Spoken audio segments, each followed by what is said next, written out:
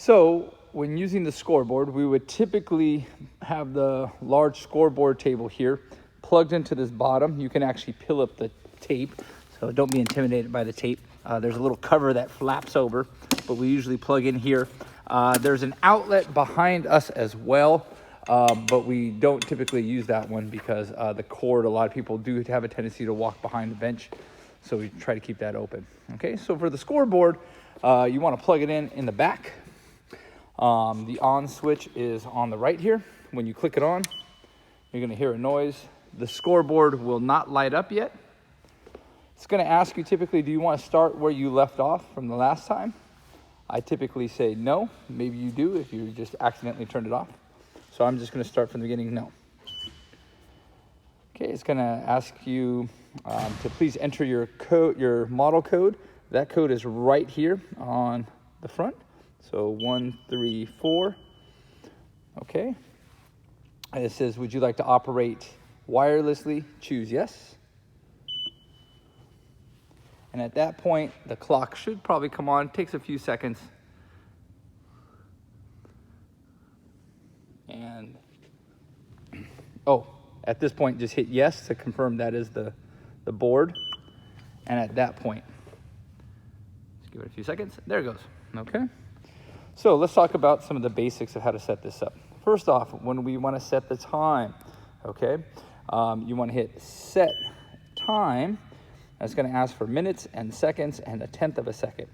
So if you have 6-minute quarters, 0, 6, 0, 0, 0.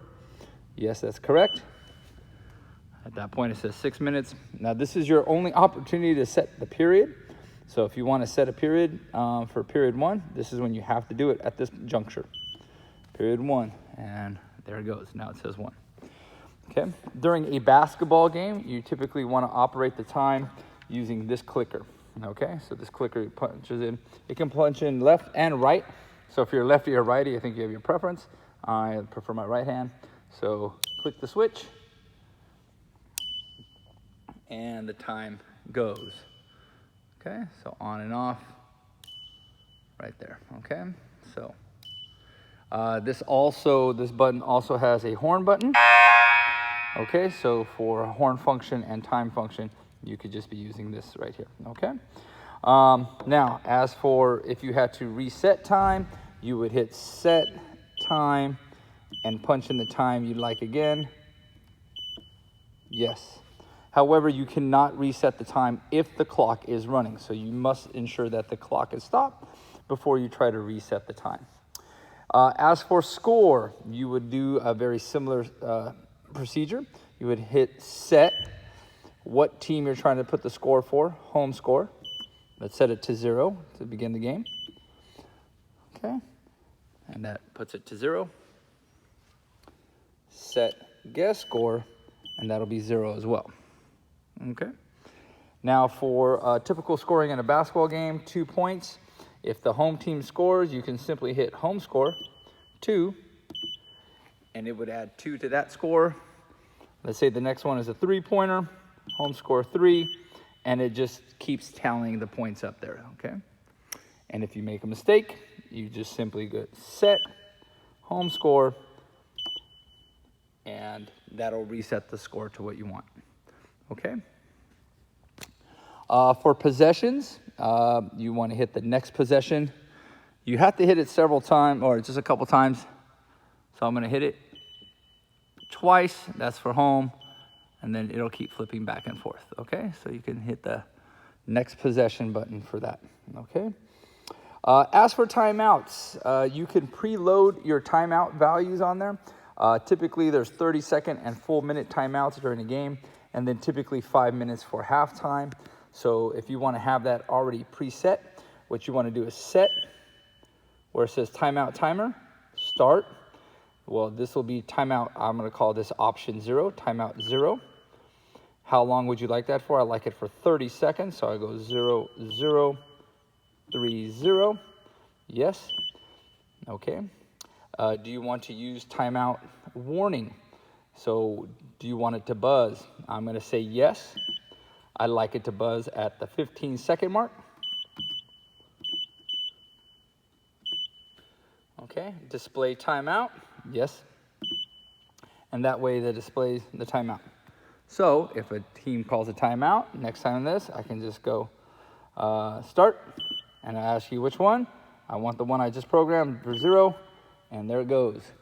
And the timeout will start and will continue for 30 seconds. And at the 15-minute mark, or 15-second mark, it will buzz. And then it'll buzz a second time at the 000 mark.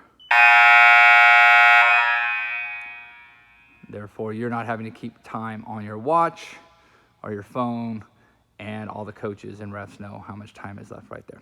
Now, it will should give a short buzz right there, okay? And then it'll continue how much time is running after the timeout already went. And again, if you want to repeat the process for a 1-minute timeout, I'd go set, start time. This will be timer number 1. I want a full minute timeout, 0100, yes. Do you want to use the timeout warning? I say yes again.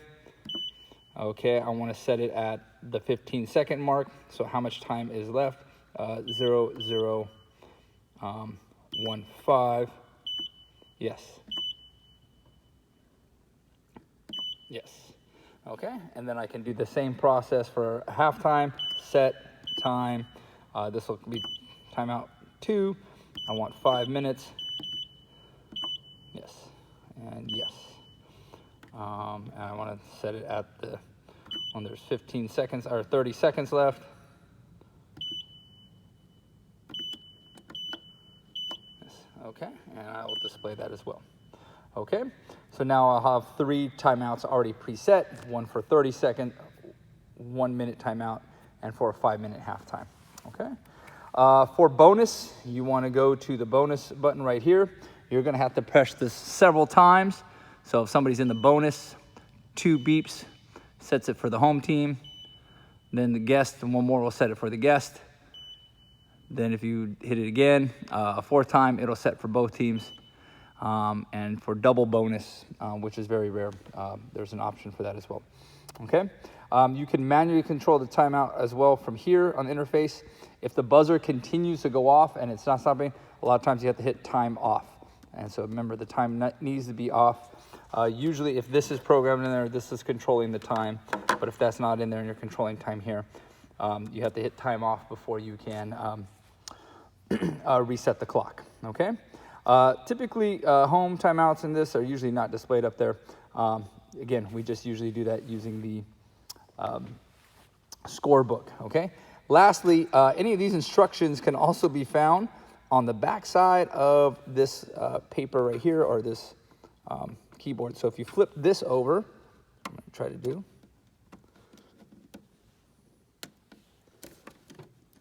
Okay.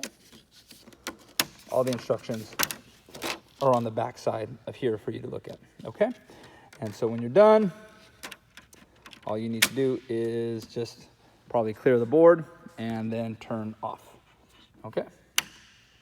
And then put back in the case, which then goes back in the locker, and make sure you tape that down for the floor as well for PE class the next day. All right, that's how you use the scoreboard.